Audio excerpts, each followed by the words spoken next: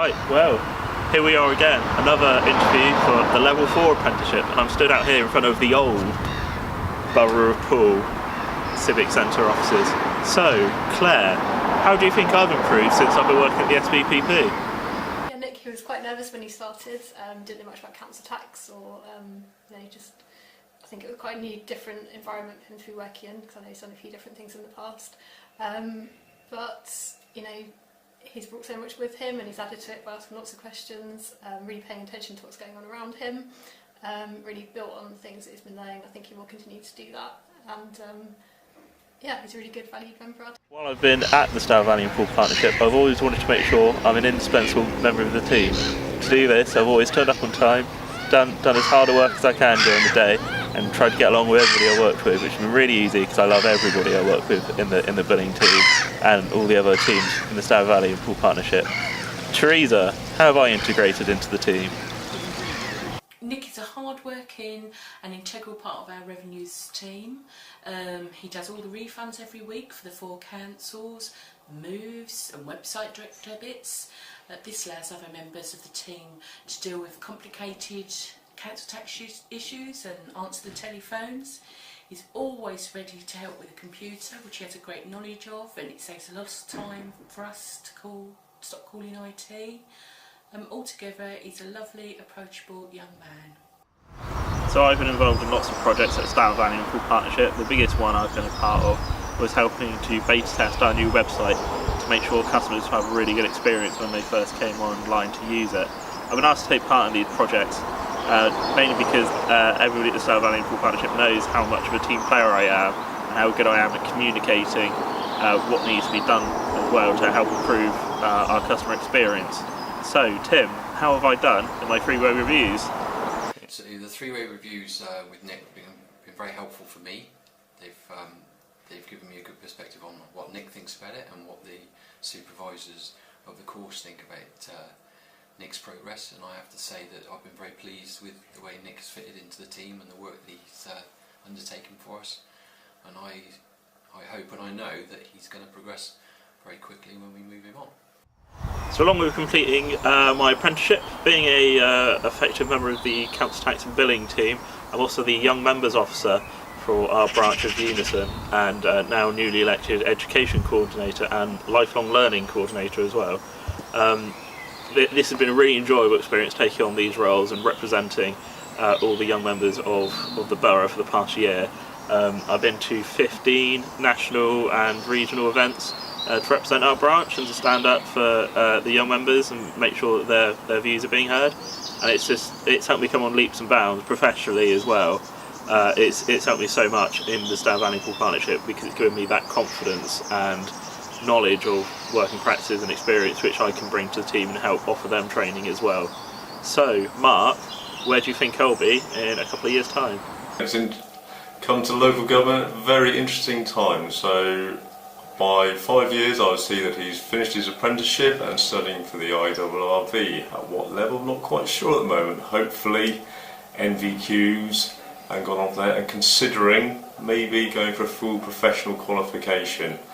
I think with the way local government is at the moment, I think there are going to be so many opportunities that if Nick continues to work hard, show enthusiasm, there are going to be plenty of opportunities, maybe even some kind of mentoring supervisory role. We shall see. Interesting times ahead.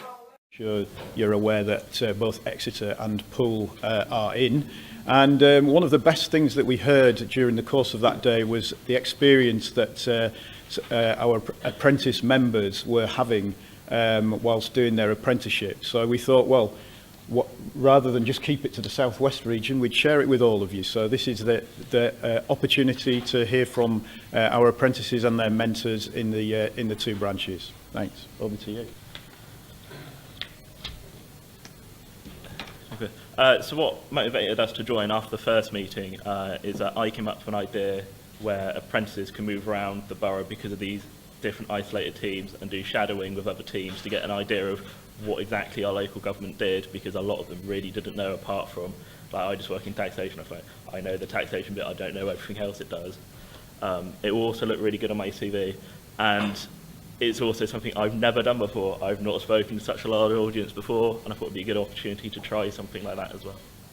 I was a bit sceptical at first about joining. I already had a lot on my plate with my apprenticeship at work, and I didn't know if taking on another role was going to be hard. But I work for the Adult Education Services for Bournemouth, Dorset and Poole, and we actually run the apprenticeship schemes for half of the borough apprentices. So I thought it would be good to have someone on the inside working closely with the apprentices to see if they really are getting their 20% off the job training, if they're having high quality training opportunities. I'm also passionate about learning and about well-being and about how they were being treated in the workplace, so I kind of got encouraged into joining it, and I'm really glad that I took the opportunity on.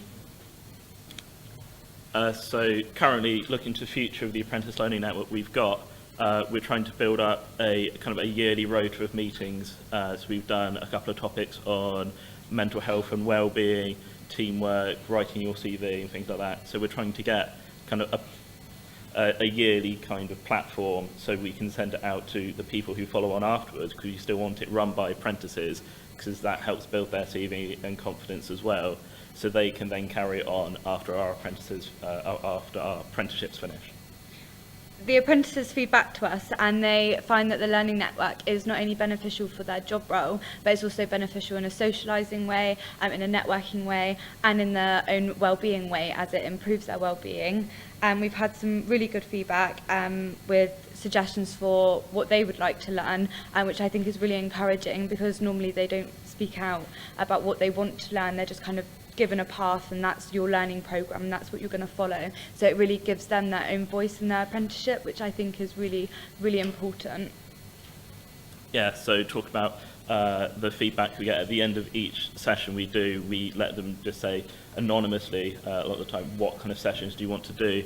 The biggest one we had, biggest meeting we just had at the end of December was on mental health and well-being. So I think because it was anonymous, we had almost the majority of male apprentices we had there said that they actually wanted to do a session on mental health and well-being, which we all thought was quite interesting. And so we got a guest speaker in from Freya's Adult Learning Service to come in and do a half-hour session with them about how to improve your mental health and well-being, how to make sure you look out for any kind of warning signs in anybody else you work with, and they all found that like a really good session to have because of the expert speaker we had. So I'm going to give some advice if anyone wanted to create their own learning network with any apprentices they work closely with. We would love for anyone else to start doing it, because we think it's really improved the apprenticeship service that we have in Poole. The number one tip that I would give anyone looking into creating one was to get the apprentices involved. By getting them involved, you can tailor your network to their needs. You can see what they want to learn, and you can make it personal to them, which I think is the most important part of the learning network.